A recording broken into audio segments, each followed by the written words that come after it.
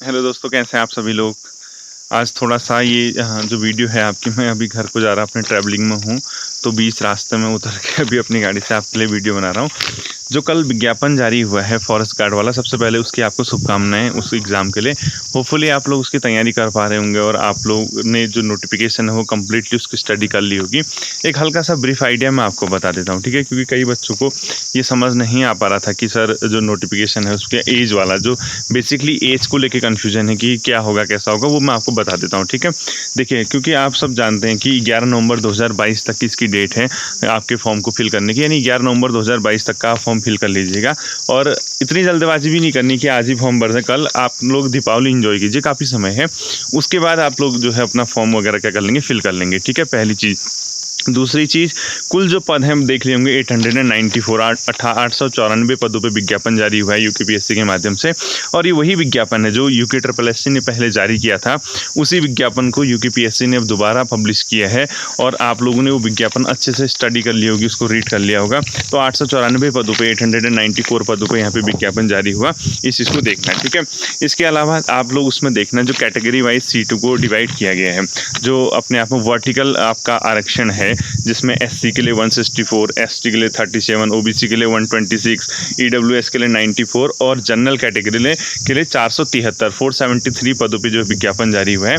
तो यहाँ पे कई बच्चों को ये कन्फ्यूजन है, सर जो वर्टिकल रिजर्वेशन है उसके के बाद जो हॉरिजॉन्टल रिजर्वेशन है उसमें क्या हमारी कैटेगरी, जैसे कोई बाई चांस महिला के लिए है, महिला के लिए 473 पर टोटल दिए हुए हैं जहाँ पे, तो अगर वहाँ आप लोग देखेंगे उसमें 268 पोस्ट दे रखे हैं हॉरिजॉन्टल रिजर्वेशन में।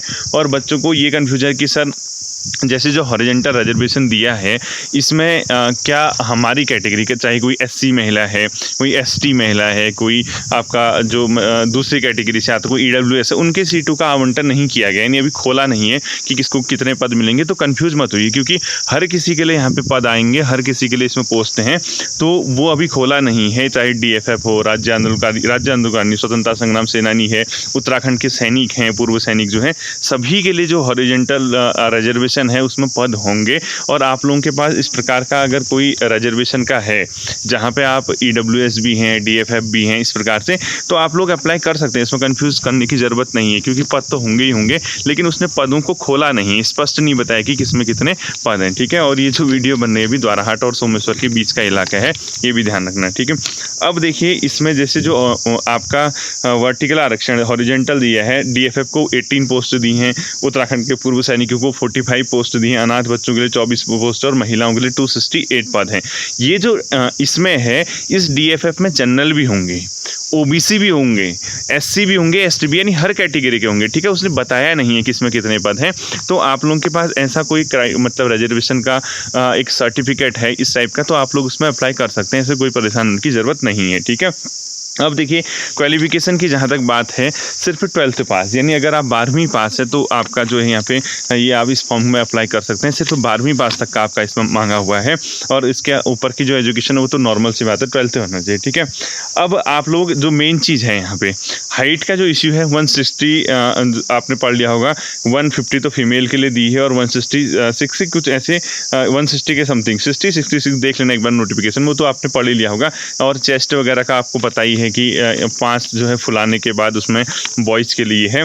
रनिंग का देख लेना 25 किलोमीटर यहाँ पर दिया है, ये बात की बात है, पहले तो आपका एग्ज़ाम है 22 जनवरी को शायद एग्ज़ाम है ना आपका, तो उसके बाद की बात है, उसमें इतना कन्फ्यूजन नहीं होना है, ठीक है? 25 किलोमीटर 4 घंटे में लड़कों को दौड़ना है, लड़कियों के लिए 14 किलोमीटर है 4 घंटे में, वो तो आप कर ही लेंगे, इतना तो आप लोग जानते ही हैं। आयु वाला जो फैक्टर है, सबसे मेन महत्वपूर्ण जो चीज़ है, बच्चों को इसकी एज वाले में कन्फ्यूजन है कि सर जो एज का पूछा गया है वो क्या होगा। देखिए ये जो भी नए बच्चे हैं, जो फ्रेश स्टूडेंट है जिसने पहले फॉर्म नहीं फिल किया हुआ है, उसके लिए जो 1 जुलाई 2022 को, यानी 1 जुलाई 2022 को आपकी जो उम्र है वो किसी भी केस में 18 वर्ष से कम, 28 वर्ष से अधिक नहीं होनी चाहिए। यानी आप 1 जुलाई को अगर एक दिन भी ज़्यादा हो गया 28 साल से, तो आप पद को नहीं भर पाएंगे, ठीक है? वो कौन स्टूडेंट जिसने पहले फॉर्म नहीं भरा है, जो फ्रेश स्टूडेंट है, जो पहली बार इस फॉर्म को भरना चाह रहा है, ध्यान रखना 1 जुलाई 2022 को जो आपकी उम्र है वो कितनी होनी चाहिए, 18 वर्ष से कम होनी, 18 वर्ष से मतलब 18 वर्ष से मिनिमम होनी चाहिए, जबकि जो मैक्सिमम आपकी एज है वो आपकी कितनी होनी चाहिए, 28 ईयर होनी चाहिए। ठीक है।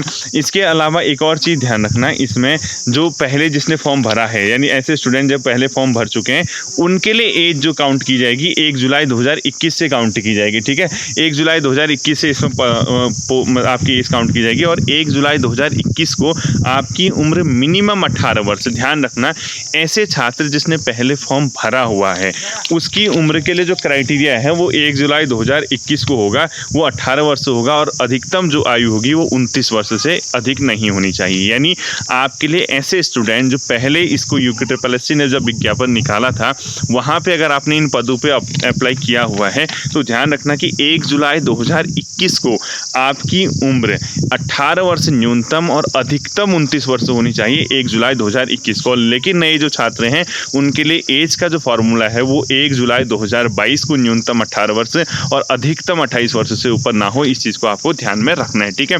तो एज का जो फैक्टर है, एक भी दिन अगर आप अंडर एज हैं, एक भी दिन अगर आप ज़्यादा हो रहे हैं तो फिर आप इस पद पे अप्लाई नहीं कर सकते हैं। इस बात को भी आप लोगों ने साथ साथ ही क्या रखना है, ध्यान में रखना है। बाकी जो मेन जो चीज़ आती है आपकी वो तैयारी को लेके है। ठीक है। ओपन है, इतने पदों पे भर्ती निकली है, आराम से पढ़िए, आराम से मेहनत कीजिए, इतना समय आपके पास है। जनवरी 2023 की 22 जनवरी शायद उसने डेट डिसाइड की है, तब आपका एग्जाम, और इतने समय में तो देखिए क्या से क्या कर सकते हैं आप लोग। वही चीज़ें हैं, फालतू कुछ भी नहीं करना, जितना पढ़ा है आपको सही तरीके से उसको डाइजेस्ट कीजिए और डाइजेस्ट करके उसको एग्जामिनेशन हॉल तक आपको लेके जाना है। बाकी इसके अलावा एक महत्वपूर्ण और बात है, कई बच्चों को रजिस्ट्रेशन नंबर नहीं मिल रहा और कई बच्चों ने ये क्वेश्चन भी पूछा है, क्या सर हम अगर ये अप्लाई कर दें फॉर्म में कि हमने पहले भरा है लेकिन हम ये कह दें कि हमने नहीं भरा है और हम नए सिरे से भरना चाह रहे हैं, तब भी आप भर सकते हैं। बस एज का फैक्टर जो आयोग ये पूछ रहा है कि आपने पहले भरा है कि नहीं भरा है, वो सिर्फ एज के लिए पूछ रहा है, इसके अलावा किसी भी चीज़ के लिए नहीं पूछ रहा कि आप कहीं ऐसा ना हो आपकी एज पहले के कंपैरिजन में अभी ओवर एज हो रहे हो, तो इसलिए आप पहले वाली फॉर्म भरा है तो आप उसका फ़ायदा उठाइए और वहाँ पे आप फॉर्म पे फिल कीजिए, टिक मारिए उसने कि आपने फॉर्म भरा, मतलब उस पर टिक मारा था या नहीं मारा था। अगर मतलब आपने मतलब जो अप्लाई किया था नहीं किया था तो आप जिस टाइम पे फॉर्म भरेंगे वहाँ आपको दिख जाएगा। ठीक है। और नए तरीके से अगर जिसको अभी लगता है कि यार कहाँ रजिस्ट्रेशन नंबर का बवाल लगे रहूँ, कहाँ ये करूँ, कहाँ वो करूँ, वो एज ए न्यू स्टूडेंट भी भर सकता है, उसमें कोई दिक्कत नहीं। नए स्टूडेंट और पुराने स्टूडेंट में डिफरेंस सिर्फ एज का आना है। वो पुराने लड़कों को मौका देने के लिए जो ओवर एज हो जाएंगे उसके लिए वो पुराना फॉर्म पूछ रहा है, रजिस्ट्रेशन नंबर पूछ रहा है। ठीक है। इसके अलावा कई लोगों को ये कन्फ्यूजन है कि सर हमने पहले EWS लगाया था, अब लगाए न लगाए, हमने पहले सेंटर, पहले का कोई भी लिंक नहीं है। आपका ये नया है, नया फॉर्म है तो उसको नए तरीके से फिल कर सकते हैं, उसमें कोई दिक्कत नहीं है। सिर्फ और सिर्फ एज के लिए आपका आयोग जो है आपसे बार बार पूछ रहा है कि हम लोग करें क्या करें क्या ना करें। तो ये नॉर्मल सी बातें थी। बाकी तो लगभग आज के टाइम पे इतना मतलब आयोग अगर विज्ञापन जारी करता भी है, सभी बच्चों को ये पता रहता है कि यार हाँ फॉर्म हम पढ़े लिखे हैं, हमें पता है कि फॉर्म कैसे पढ़ना है, क्या नहीं करना, कैसे करना।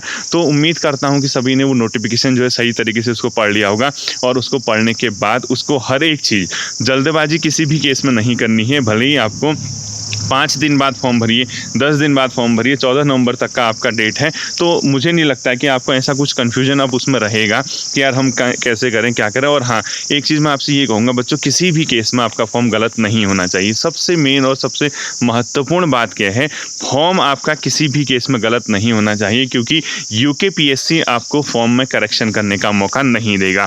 आपके पास जो भी डॉक्यूमेंट्स हैं अपडेट नहीं है तो उसको अपडेट करा लीजिए, जिस तरीके से भी करते हैं। बट ये किसी भी केस में आप किसी ये नहीं मत कहना कल के दिन मुझसे कि सर ये हो गया, हमने ऐसा कर दिया, क्या हम दोबारा फिल कर सकते हैं या ऐसा कर सकते हैं, ऐसा कुछ भी नहीं होगा। ठीक है। एक बार आपको मौका मिल गया, आपने फॉर्म फिल कर दिया तो फिल कर दिया, वही आपका फाइनल होगा। और मैं ये नहीं चाहता हूँ कि आपका फॉर्म किसी भी केस में गलत फिल हो। यानी अपने फॉर्म को भरते समय बहुत ध्यान देना। और सबसे महत्वपूर्ण बात है बच्चों, आपको तैयारी करनी है। ठीक है। फॉर्म भर दिया, एज में रिलैक्सेशन ले लिया, डॉक्यूमेंट्स लगा दिए, हर चीज़ अपडेट कर लिया और पढ़ाई ही नहीं की, ऐसा बिल्कुल मत करना। बाकी आप सभी लोगों को धनतेरस की भी ढेर सारी शुभकामनाएं हैं और आप लोग फिलहाल दीपावली का समय है उसको भी एंजॉय कीजिए। ऐसी कोई ज़रूरत नहीं इतना प्रेशर लेने की, यार हम दीपावली नहीं मनाएंगे, हम बेरोजगार हैं, हम फिर कर लेंगे, ऐसा कुछ नहीं होता। हर चीज़ का एक समय होता है, हर चीज़ का एक दौर होता है। अभी आपको अगर थोड़ा सा प्रॉब्लम हो भी रही होगी, लेकिन इस दीपावली को एंजॉय कीजिए। ऐसा कुछ नहीं है, कोई ज़्यादा बर्डन नहीं है, इस प्रकार का तनाव नहीं लेना। दीपावली के बाद फिर से मैं आप लोगों के बीच अवेलेबल रहूँगा, फिर से हम उसी जोश के साथ, इवन उसके डबल जोश के साथ, क्योंकि मेरा भी थोड़ा सा अब होता गया कि परिवार को समय देना बहुत ज़रूरी होता है और ये एक प्रकार का रिलैक्स मूड होता है कि आप लोग आए, मतलब हम लोग जैसे घर जाते हैं, ये करते वो करते हैं, थोड़ा सा आदमी रिलैक्स होना चाहता है। तो आप सभी को दीपावली की अग्रिम शुभकामनाएं। आज धनतेरस है, धनतेरस की शुभकामनाएं। फॉर्म वगैरह जो है आप दीपावली के बाद फिल कर लेना, ठीक है। अपना ध्यान रखिए, फिर मिलेंगे। Thank you.